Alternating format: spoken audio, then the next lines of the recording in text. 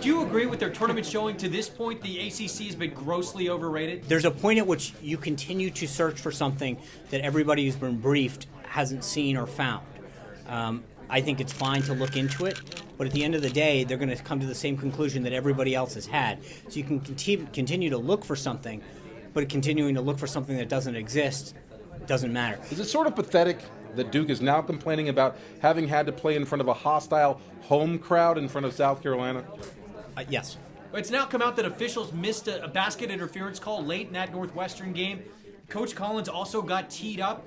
Is it fair to say, had the right call been made, Northwestern would be in the Sweet 16 right now? That it is not known. And I think there's further, I mean, to everyone who was looking for a conclusion today, I think there's a lot more that needs to be discussed and looked at before we can jump to a conclusion about, hold on. But I think the point is that in the same token, you've got individuals that want an answer, and at the same time, there's clearly a lot of information that still hasn't come out or been discussed. There is a lot more to come. In regards to your administration not putting out an official bracket. And I think there's a difference. I'm not ruling anything out. I'm merely explaining to you that every person, Republican, Democrat, Obama, that served in the Obama administration across a broad section. Sir, Obama still has 3 of his final 4 picks alive. Only Duke is out.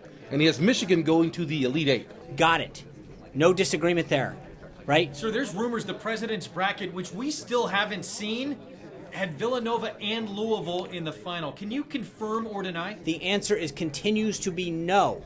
And at some point, take no for an answer. Lastly, sir, regarding Lonzo Ball's father, LeVar, and his claims he could beat Michael Jordan, his son could beat Steph Curry, his wild claims seem to be strangely similar to some of the president's unproven assertions on Twitter.